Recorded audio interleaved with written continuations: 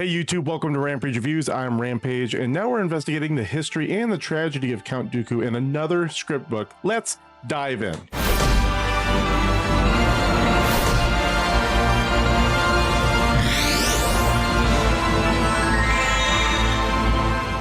So today we're talking about Star Wars Dooku Lost, which takes place roughly in 23 years BBY, but the story really jumps around because you get to see Count Dooku's history, his life throughout his time with the Jedi. You start him out as an initiate, you get to see him be chosen as a Padawan, you get to see him later as a Jedi Knight, and then turning into a Jedi Master, and then when he joins the Council as well. So you see a lot of facets of his life with the Jedi. And all of these script books are starting to have the same kind of formula to them. They take a character that they've introduced at some point and they dive into their backstory a little bit so you can see why they are the way that they are and the kinds of things that they've had to go through. And really, after reading this book, it's not a mystery at all why Count Dooku turned to the dark side if you're going to add this to canon. It is a canon story. So going through all of these facets, you realize, wow, if he didn't turn to the dark side, it would have been more of a surprise at that point. But it was an interesting book, especially as a stage play or as an audiobook play. There's a lot of dramatic scenes and it's set up to be dramatic. It's a play, you know, it reads like one. You really have to read the personalities in toned down way. You can't really take the personalities too serious because people in the book, it's very over dramatic, especially since we're talking about Jedi. Jedi typically aren't very dramatic. There's very few Jedi in history that were over dramatic. In certain instances, they can be dramatic, but overall, as a character, not really. I just want to remind everybody that if you want to follow along on this journey with me, there will be a link in the description for this book and the next 3 books that I'll be reading in the channel. So if you want to purchase any of those books so that you can join in the conversation, you can click on those links. Just be aware that I am an Amazon affiliate. So if you use those links to purchase the books,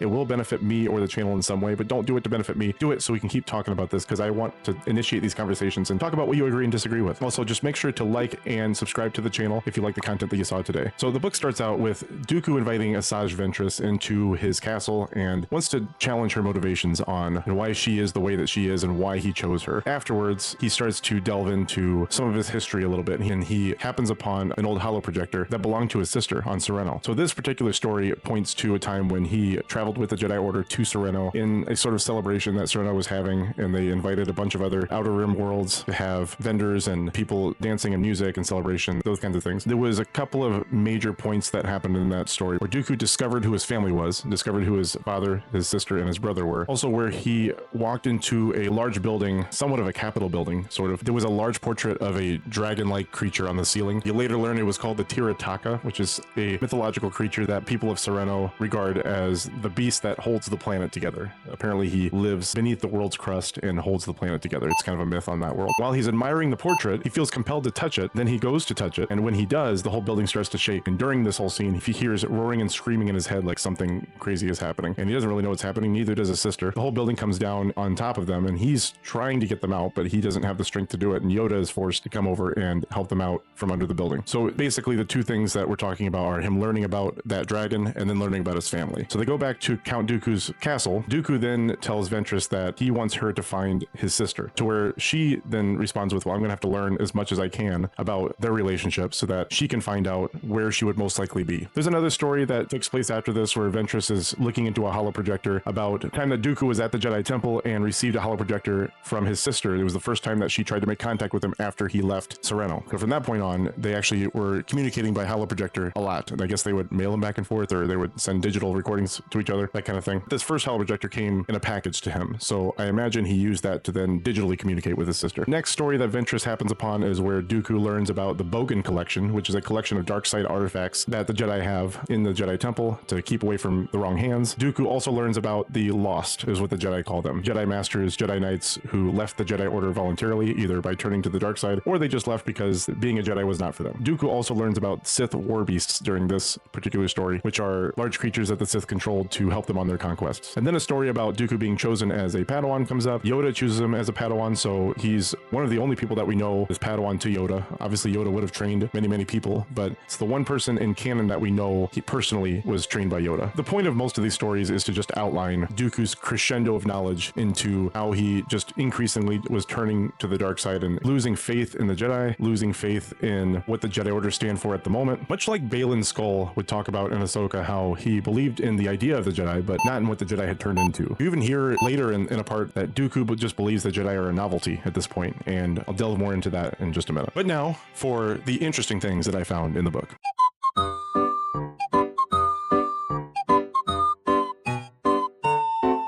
different tellings of Count Dooku are very different in nature when it comes to the Clone Wars version of Dooku, the movie version of Dooku, the Dooku in this book. I just feel like the ideals he holds in each of those tellings about his life and his personality are very different. So in Clone Wars, he seemed much darker and he seemed much more loyal to the dark side, especially to Palpatine. In this book, he seems definitely dark, but then you see a softer side because he's telling about his family and he's opening up quite a bit, but it is a dramatic telling, so that's really just to cut to the drama, I think. And then the movie Dooku, to me, didn't really seem that dark, except for in episode 3, but definitely in episode 2, he seemed like somebody who still wanted to try to take down the Sith. He just didn't want to do it with the Jedi Order because he didn't believe the Jedi Order was capable of it. It didn't seem like. So it's hard to tell who the real Dooku is. A good example of how this book over dramatizes personalities from the Jedi Order, where Syfo-Dyas, who is Dooku's friend at this point, bumps into Yoda and knocks him down by accident, where Yoda falls to the ground and everybody is so concerned they come over. Oh my god, Syfo-Dyas, watch where you're going. What's going on? How could you do this? It's Master Yoda. I'm just like, Yoda is the Grand Master. He's obviously extremely capable. We're gonna throw a big fit because someone knocked him to the ground. I get it, it's a play, but just unrealistic reaction to that sort of scene. You learn that Dooku's homeworld of Sereno was a part of the Sith Empire in its history. Dooku, your father? Jenza, his sister. He's the Count of Sereno. He rules the council. Dooku, so the entire planet is named after your family? Jenza, I think so. I'm sorry, I really should pay more attention in lessons, but it's also tedious, especially when father starts harping on about our birthright. Dooku, but how did it happen? Jenza, I could launch the holo guide. Dooku, I'm sorry, I'm just interested. Jenza, someone has to be. According to legend, the planet was part of the Sith Empire. Dooku, the Sith? Jenza, and my great something grandfather led the charge against them. So you would have to imagine if it was part of the Sith Empire, it probably has some remnants of dark side energy to it, which could have contributed to Dooku's turn to the dark side, since every piece of information in this book seems to just have some energy to it that contributes to his fall and his tragedy. The Jedi typically scavenge the galaxy for Force users so they can recruit people very young, preferably infants, to the Jedi Order. That way they don't have any bad habits or any attachments mentally to distract them from becoming a useful and resourceful Jedi. They believe that the older you recruit a Jedi, the more likely there's a chance that they will have some reservations about staying a Jedi and may have developed some biases to contribute to a turn to the dark side, maybe have them reach for the dark side quicker. But Dooku was not discovered by the Jedi. He was actually given away to the Jedi by his father because his father learned that he was strong in the Force and thought he was kind of a freak for it. He gave him up to the Jedi, which would then create even more resentment for Dooku and really contribute to his fall. The overdramatic tone of the characters in this book is just hard to follow, and it's hard to read at times because this isn't how people normally talk, and it's definitely not how these characters normally talk. I would hope that these stories weren't even canon. Maybe the information in it would be canon, but to introduce a story like this, the way it's portrayed, and especially the way that the actors are supposed to portray these characters in an audiobook or in a stage setting, it's just not appropriate, and it's really annoying, actually. The Jedi Temple has a large possession of dark side artifacts in a collection known as the Bogan Collection. One of its biggest artifacts that it has is, and biggest in terms of most important, is the lightsaber of Darth Krall. You learn that Darth Krall was a member of the Lost 20, which was a group of people that Dooku learned about that left the Jedi Order voluntarily, whether by turning to the dark side or just leaving the Jedi Order. Darth Krall was also known as Radaki, and he was a former Jedi Master who believed that the Jedi should be able to retain their wealth and their family connections. Yoda would probably say that this produces greed, which then would also contribute to a fall to the dark side. He may be right in that respect. It'd be difficult to see a world where the Jedi could hang on to wealth and family connections that strongly and remain in the light. Seems much easier for them if they just abandon all of their former connections, because then they don't have anything to compromise them, really. Sith war beasts is something that Dooku learns about in this book as well, and we touched on it earlier. They're basically creatures that the Sith used on their conquests. It's not much different than animal kinship, which Dooku also talks about in the book to Qui-Gon when he takes him on as a Padawan. It was something where Qui-Gon talked about controlling an animal, and Dooku corrected him and said, no, it's animal kinship, which is, I guess, the nice way of putting it. They're not really different. The ideas aren't different. It's just they're used for different purposes. So the Sith use them for evil, the Jedi use them to work together for the common good. There's a quote in this book that kind of struck me while I read it, and it has to do with Ki-Adi-Mundi's statement in The Phantom Menace where he says, the Sith haven't existed for over a millennia. And there's a Jedi Master by the name of Lene, L-E-N-E, I believe it's Lene, possesses texts having to do with the Sith, and then really confronts her about it and actually gets into a lightsaber fight with her about it. And Dooku accuses her of being a Sith and says, I knew it. You are a Sith. Lene, there haven't been Sith for 1,000 years. Dooku, they haven't been discovered. So Dooku says they haven't been discovered, and Lene says they haven't existed. So I think the important thing to take from this is that the words that people use in Star Wars shouldn't always be taken etched in stone. Sometimes people can misinterpret things or misstate things. Like when Yoda said a prophecy misread could have been. And what he means is people think they know until they don't know. Even when something else is introduced into Star Wars, it's not always a retcon. It's just people's telling of it may have been slightly incorrect at the time that it was told. And it's fantasy. It can always be retold a different way anyway, which I know people don't like, but it is what it is. Syfo-Dyas has a vision about a large storm that is coming to Bivol, which is a planet that produces a lot of Bacta. And they talk to the chancellor of Bivol, or the senator of Bivol, and they try to warn him of it. He was obviously concerned, and he says that if this is true and it takes out our planet, it could have catastrophic implications for the rest of the galaxy. And he says it because of the Bacta, which is weird because we know that other planets produce Bacta also. So either Bivol produces 90% of the Bacta for the galaxy, or at this time, other planets have just stopped producing Bacta and Bivol solely produces Bacta, because Hetzel would have existed about 190 years before this, or at least was talked about 190 years before this. So it was just a weird statement, and it seemed like another over-dramatic and overstated thing in the book. You see a lot of them. Syfo-Dyas mentions Kyber insulators. I know there was this talk about whether lightsabers should be able to work underwater, whether they shouldn't. There was apparently a Clone Wars episode where they fought underwater, which I forgot about. Thank you to the user who commented about that in a previous video. The idea of Kyber insulators seems like maybe it was that thing that helped protect it underwater. But in this context, it talks about how they're entering a situation where there's a lot of fire, a lot of smoke, and the atmosphere around them seemed like maybe it would disrupt their lightsabers, but that's when Syfo-Dyas says they have Kyber insulators. So it seems they might have solved the issue for almost any environment for lightsabers to work in. I mentioned before that this book created a very obvious explanation for Dooku's fall to the dark side. There was just too many things against him for him to even stay on the light. He found out who his family was at a young age. He found out his father gave him away to the Jedi after he learned he was a Force user willingly. He was forced to go to a planet where there was dark side energy, and Lene wanted him to seek out the dark side energy so that way they could find a Sith artifact or even possibly a dark side user. And due to that, he felt the dark side and also used the dark side while he was there inadvertently, but he did reach for it. He kept in touch with his sister all that time, which emotionally compromised him. He became cynical of the Jedi after a long time. And you don't really see very many stories of Jedi falling to the dark side where they don't have this constant struggle. Anakin had it, Dooku had it, Ventress trained to be a Jedi, I believe, and she also had a constant struggle. For some reason, I'm struggling to think of other Jedi that turned to the dark side, which you can list in the comments if you know more. But that seems to be a pretty constant MO for people that turn, is that there's too many things going against them. It's not just one or two things that happened. It's a lot of things. There's an ancient Jedi ritual that Lene talks to Syfo-Dyas and Dooku about when they need to center themselves. What she does is she passes them a piece of cloth to wrap around their wrists, and then she has them repeat a phrase. We call upon the three, light, dark, and balance true. One is no greater than the others. Together they unite, restore, center, and renew. We walk into the light, acknowledge the dark, and find balance in ourselves. For the Force is strong, for the Force is strong. Lene suggests that the ancient Jedi used this ritual to center themselves to find balance when they were feeling unbalanced, I guess. And it really reminded me of the Jedi from the Dawn of the Jedi book that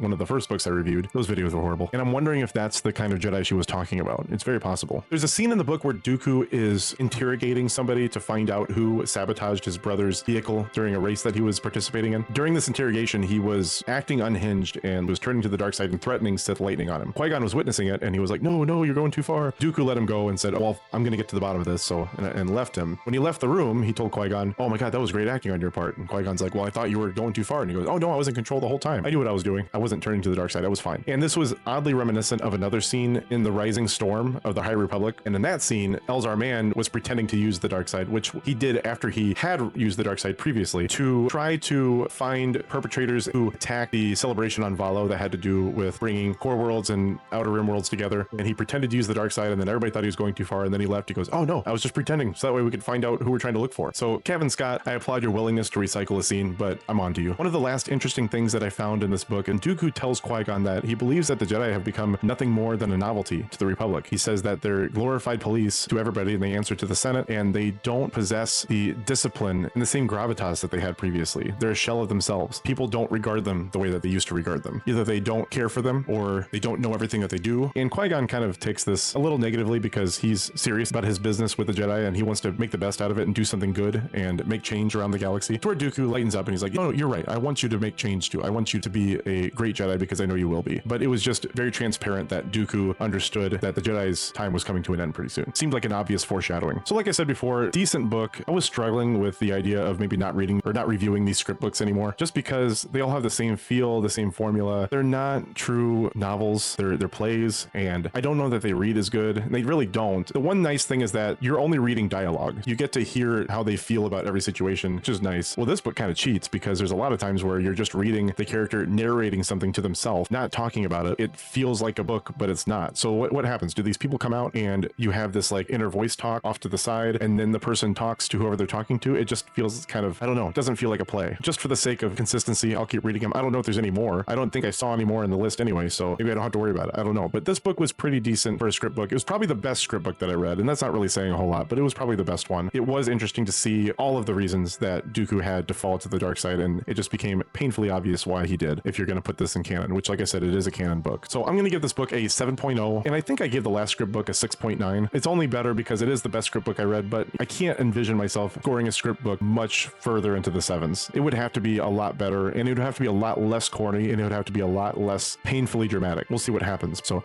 hey, I appreciate everybody that stopped by today and everybody who continues to sub and comment and follow along with these stories. So may the force be with you, and everybody have a great rest of your day. Thank you.